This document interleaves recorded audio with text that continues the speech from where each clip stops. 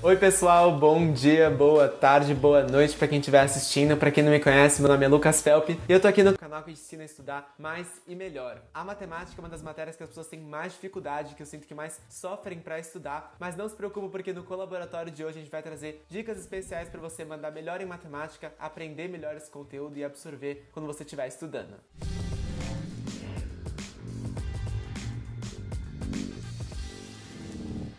Dica número 1, a teoria. A primeira dica é sobre a teoria de matemática. Muita gente acha que a parte teórica não é tão importante quanto fazer exercício, porque, na verdade, a prática é o que você vai ser cobrado na prova, mas você precisa, antes de mais nada, estudar a teoria para ter certeza de que você entende a aplicação dos conceitos e como usar nos exercícios. Na hora de estudar, é só você se perguntar se você já sabe aquela matéria, já entende bem aquela matéria. Se sim, beleza, vai fazer os exercícios, mas se não, volta para estudar a teoria antes de começar a fazer os exercícios. Por exemplo, não adiantaria você só saber a fórmula do teorema de Pitágoras, a ao quadrado igual a b ao quadrado mais c ao quadrado, para fazer um exercício. Na verdade, você precisa entender o que são essas letras nessa fórmula, o que é o a, o b e o c, e isso está na parte teórica da matemática que você vai estudar, e aí você vai entender que o a é o maior lado do triângulo retângulo, a hipotenusa, e o b e o c são os outros dois lados do triângulo, os catetos. Sem a teoria, a fórmula não é nada. Então lembra de sempre estudar a teoria antes de ir para os exercícios e sempre se fazer essa pergunta: será que eu já sei a parte teórica para começar a fazer os exercícios? Já lembra de se inscrever aqui no canal do Coach Cock, ativar o sininho e deixar o like se você está gostando desse vídeo.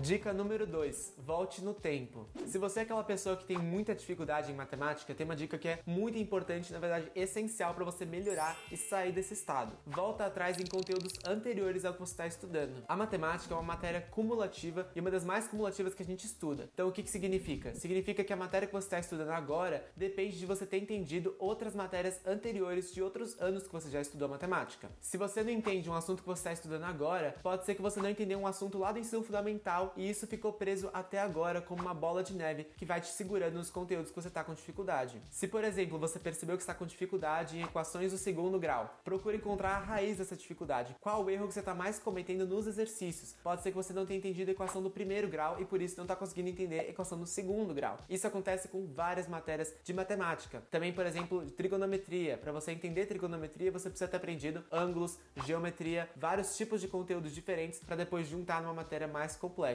Recapitulando, matemática é que nem uma pirâmide, você precisa ter a base para sustentar todo o conhecimento que vem mais para cima, vem lá no topo, que são os mais complexos. E não tem que ter vergonha, não tem que ter medo em voltar atrás para estudar aqueles conteúdos mais básicos para poder chegar no topo dessa pirâmide.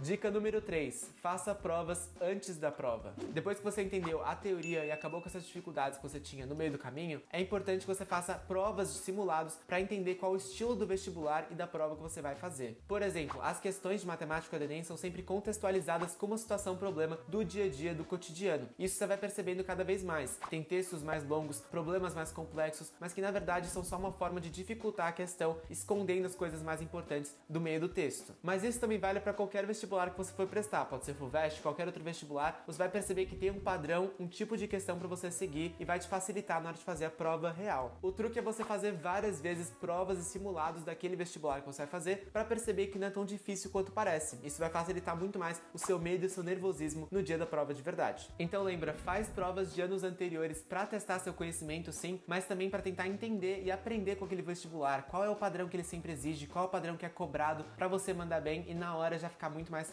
tranquilo. Se essas dicas estão sendo úteis para você até agora, já se inscreve no canal, deixa seu like, não se esquece e comenta aqui qual a dificuldade que você tem mais pessoalmente pra gente poder conversar nos comentários. Dica número 4, teste as alternativas. Bom, embora a gente já saiba a teoria, já tenha entendido as dificuldades e saiba todo o conteúdo, acontece sempre da gente não conseguir resolver uma questão ou ficar preso nela. E todo mundo um dia já tentou chutar numa prova de múltipla escolha, então vamos fazer um macete que pode te ajudar em provas de múltipla escolha com matemática. Inclusive, recentemente saiu um vídeo aqui no canal aqui com o Felipe Araújo falando de macetes para te ajudar em matemática, então confere lá também porque são dicas muito valiosas. E esse macete daqui vai te ajudar com matemática em múltipla escolha. escolha, porque pensa assim, se você tá fazendo uma prova com 4 opções, 5 opções, você pode sim pegar essas alternativas e tentar substituir no enunciado, substituir nessa situação que ele te deu, para ver qual que daria certo. Se não for te tomar muito tempo, é claro. Eu mesmo fiz isso no Enem 2018, quando eu prestei o Enem. Tinha uma questão, por exemplo, que eu não sabia resolver de cabeça, descobrir a resposta, então eu pensei, por que eu não pego as alternativas e tento testar elas na questão? A questão era a seguinte: sobre um sistema cartesiano, considere-se uma malha formada por circunferências de raios com medidas dadas por números naturais e por 12 semirretas com extremidades na origem, separadas por ângulos de π/6 radianos, conforme a figura. Suponha que os objetos se desloquem apenas pelas semirretas e pelas circunferências dessa malha, não podendo passar pela origem, o ponto 0, 0. Considere o valor de π com aproximação de pelo menos uma casa decimal. Para realizar o percurso mais curto possível ao longo da malha, do ponto B até o ponto A, um objeto deve percorrer uma distância igual a...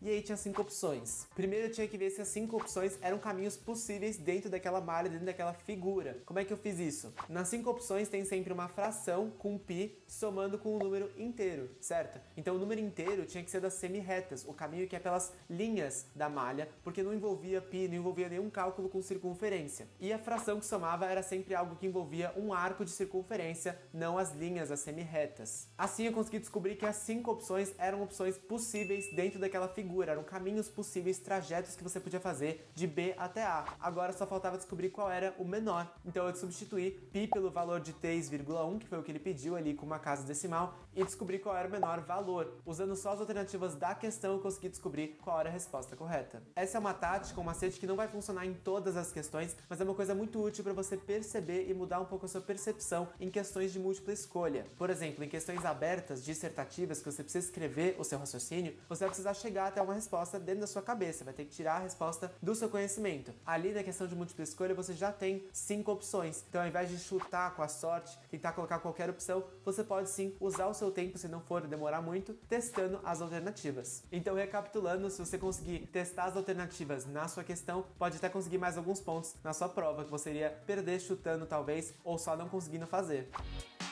E aí, gostaram das dicas? Eu espero que esse vídeo tenha ajudado com algumas das coisas que a gente falou aqui. E lembrando, sempre volta na teoria antes de começar a fazer exercícios se você não está confiante na matéria. Sempre tenta voltar atrás em conteúdos mais básicos, anteriores, se você está com dificuldade, porque sim, matemática pode parecer uma bola de neve. Lembra de fazer simulados e provas de anos anteriores para poder entender qual o estilo de questão, o padrão de questão de matemática daquela prova que você vai fazer. E por último, lembra que em provas de múltipla escolha você pode usar as alternativas em seu favor, testando elas e usando aquelas respostas para descobrir qual é a alternativa correta. Uma dica final é lembrar que matemática exige muita prática, sim, mas fazendo exercício você descobre qual é a raiz do seu problema e aos poucos vai solucionando toda essa pirâmide, toda essa bola de neve que a gente falou aqui no vídeo. Se você gostou, já se inscreve aqui no canal, deixa o like, eu espero que tenha ajudado. Um beijão, obrigado por ter assistido e até a próxima.